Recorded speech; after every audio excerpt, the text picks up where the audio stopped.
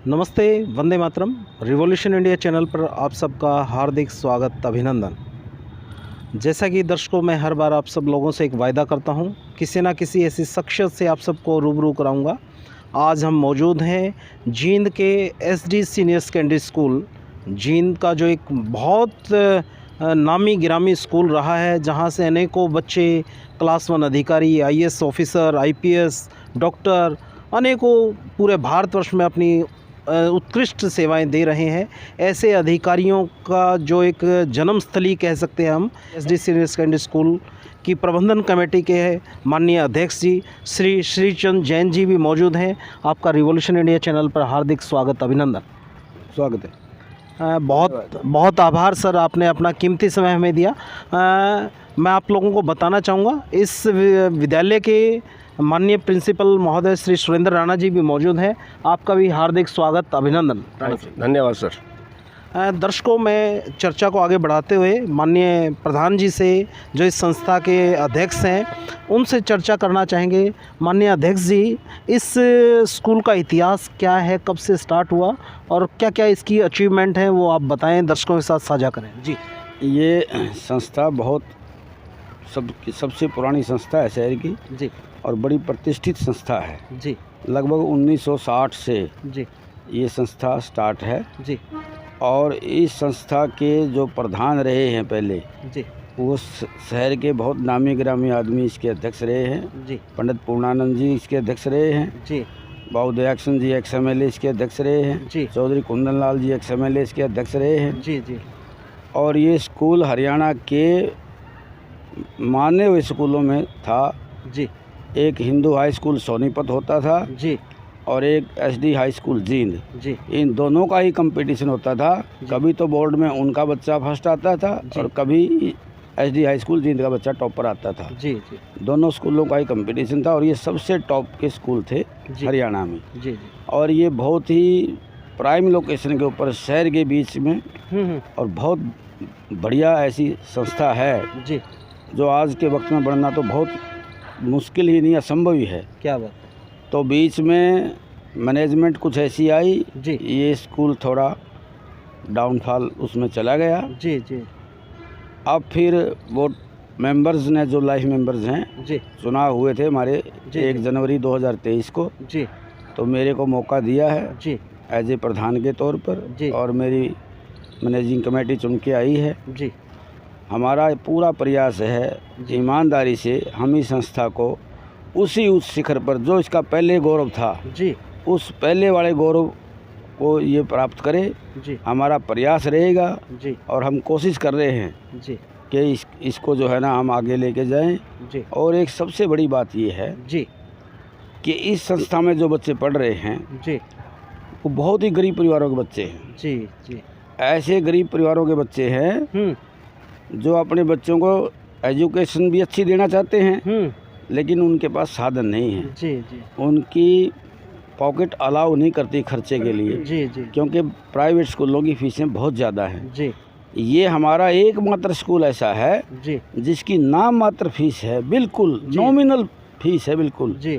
और हम nominal fees के ऊपर अच्छी बढ़िया क्वालिटी एजुकेशन बच्चों को देना चाहते हैं। जी। इसके साथ साथ बहुत से ऐसे गरीब बच्चे भी गरीब परिवारों से आते हैं जिनके माता पिता वो नॉमिनल फीस देने में भी वो समर्थ नहीं है। जी। हम उनकी भी फीस, काफ़ी बच्चे इसमें लगभग 300 से भी ज़्यादा बच्चों की जो है ना फीसें हमने माफ़ कर रखी है। जी। जो ऐसे गरीब परिवारों से हैं, जो फादरलेस हैं और कई बच्चे तो ऐसे हैं जो फादर और मदर दोनों ही नहीं है उनकी। जी। तो ऐसे बच्चे भी स्कूल में पढ़ रहे हैं। जी। तो हमारा मकसद गरीब परिवारों के बच्चों को पढ़ाना, जी, उनको शिक्षा देना और इस इलाके में एजुकेशन आगे बढ़ाना।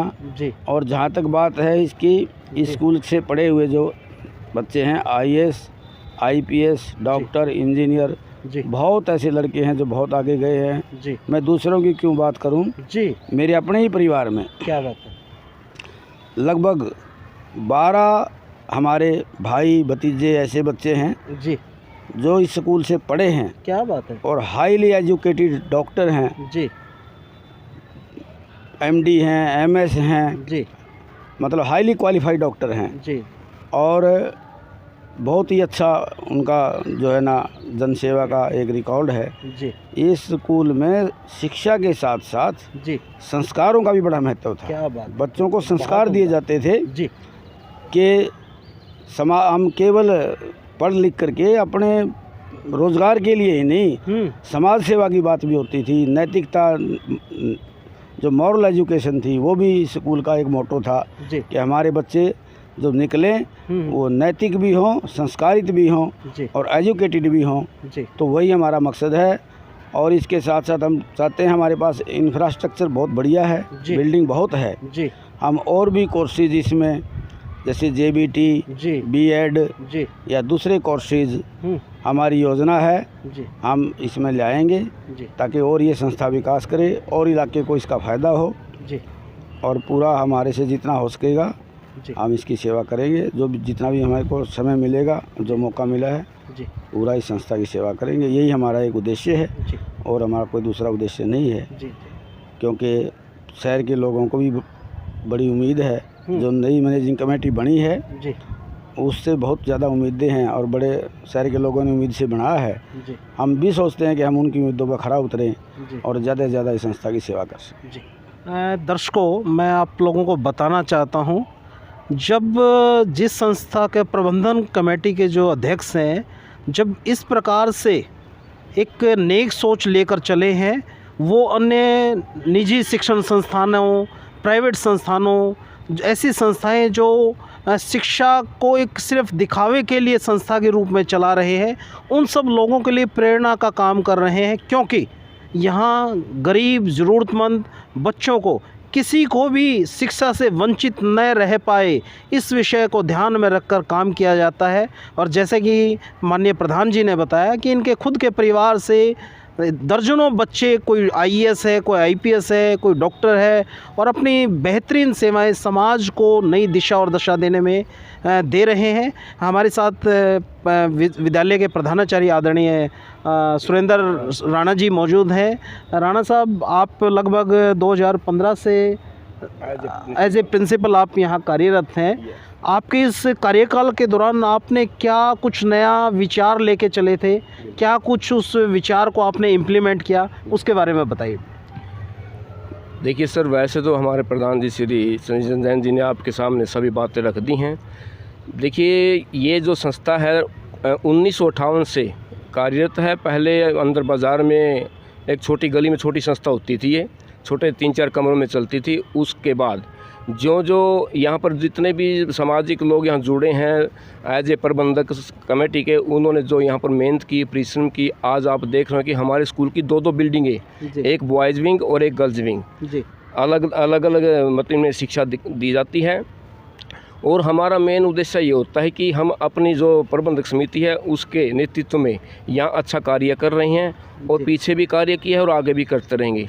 हमारा मेन उद्देश्य है कि बच्चों को अच्छी शिक्षा देना और संस्कार देना, और इसके बाद अपनी संस्कृति को बचाने के लिए भी समय समय पर इनको मोटिवेट करते रहते हैं बच्चों को। और इसके साथ साथ क्योंकि यहाँ पर संस्था जो है, सबसे मेन समस्या ये है कि यहाँ पर गरीब बच्चे बहुत आते हैं जी। क्योंकि इसका कारण ये है कि जो अदर्स प्राइवेट स्कूल हैं उसमें बहुत भारी भरकम फीस है, वहाँ पर पेरेंट्स वो फीस देने में असमर्थ होते हैं। तो यहाँ पर गरीब से गरीब बच्चा भी पढ़े उसके लिए एक मिनिमम फीस रखी गई है ताकि किसी बच्चे को शिक्षा से वंचित ना किया जा सके। बहुत उम्दा सर। इसके साथ साथ हमारा शिक्षा के साथ साथ खेलों में भी जी पूरा ध्यान है। हम हर साल स्पोर्ट्स मीट्स करवाते हैं और आगे बच्चे यहाँ पर स्कूल लेवल पे खेलने के बाद आगे हमारे बच्चे स्टेट लेवल पे और नेशनल लेवल पे भी जाते हैं और इस संस्था का नाम रोशन करते हैं जी। ये स्कूल किस बोर्ड से मान्यता प्राप्त है सर? हमारी जो संस्था है सीनियर सेकेंडरी स्कूल सिंह, ये HBSC हरियाणा शिक्षा बोर्ड भिवानी से एफिलेटेड है जी। और इसमें अभी हमने मैनेजमेंट के सामने कुछ बातें रखी हैं कि इस संस्था को एकेडमिक शिक्षा के साथ साथ और भी, क्योंकि ये शहर का एक मेन स्कूल संस्था है और जींद सिटी के बिल्कुल मिड में है, ताकि और भी बच्चों को यहाँ पर अच्छी शिक्षा मिल सके। इसके अलावा नए जो हम चाहते हैं, जैसे B.Ed हैं, JBT हैं, ANM हैं, GNM हैं, इनके लिए भी कुछ कोर्सेज लाने के लिए प्रयासरत हैं और ये मैनेजमेंट भी हमारी इस कार्य के लिए बिल्कुल तत्पर है। जल्दी से जल्दी ये कोशिश की जा रही है कि इस प्रकार के कोर्सेज भी यहाँ पर खुलाए जाएँ। जी।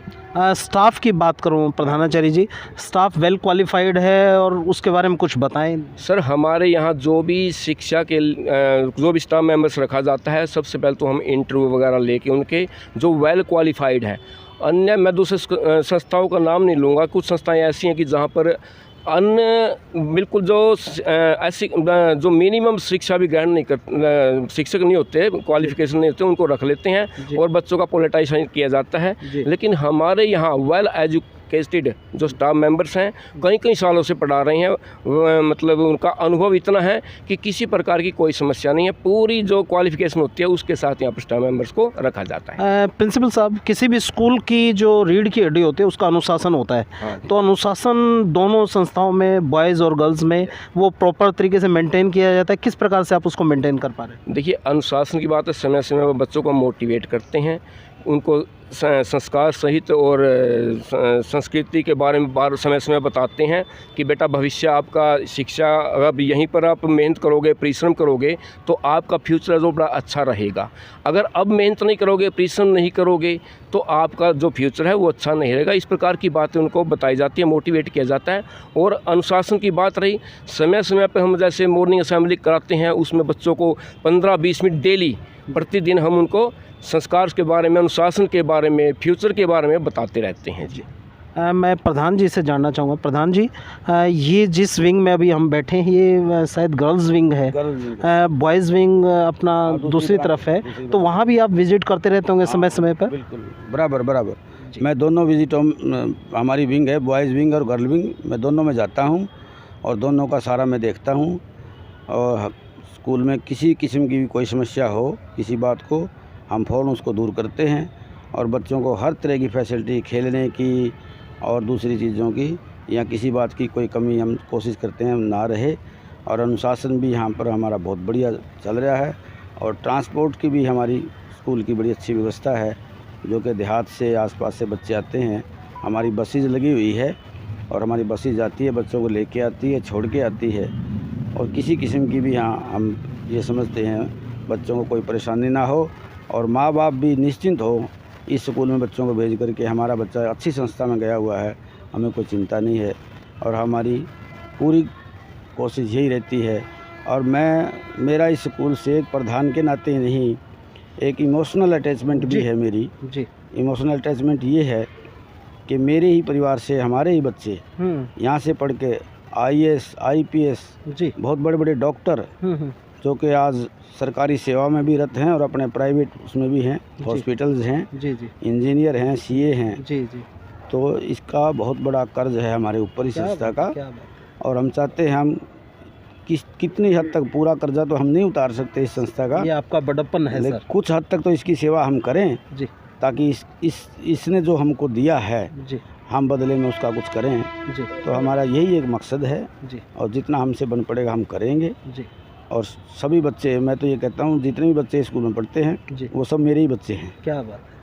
हम यहाँ स्कूल के अंदर जो बच्चा आ गया जी, वो हमारा परिवार का बच्चा है। जी, और स्टाफ को भी हम फैमिली मेम्बर समझते हैं। जी, जी, हम स्टाफ को भी एक अपने मुलाजिम की तरह से ट्रीट नहीं करते, एक अपने फैमिली मेम्बर की तरह से ट्रीट करते हैं। जी, और उसकी कोई भी प्रॉब्लम है, वो कोई शिकायत हमारे पास लेके आता है, हम फ़ौरन उसकी दूर करने की कोशिश करते हैं। जी, और बहुत बढ़िया इन्वायरमेंट हम यहाँ एजुकेशन का मुहैया करवा रहे हैं और करवाना चाहते हैं। जी, जी, और आगे भी इस संस्था को हमारा बहुत आगे ले जाने का प्रोग्राम है। जी, इसमें देखो हम कितना कामयाब होते हैं। जी, और शहर के लोगों का भी हमें बहुत सहयोग इसमें मिल रहा है, जी, मेंबर्स का और दूसरे लोगों का। जी, तो मैं समझता हूँ ये संस्था बहुत तरक्की करेगी। जी। प्रधान जी, अगर हम संख्या के मामले में जानना चाहें कि हर वर्ष कितने छात्र यहाँ दोनों गर्ल्स और बॉयज़ विंग से कितने छात्र पढ़ते हैं, उस अंदाज़ा?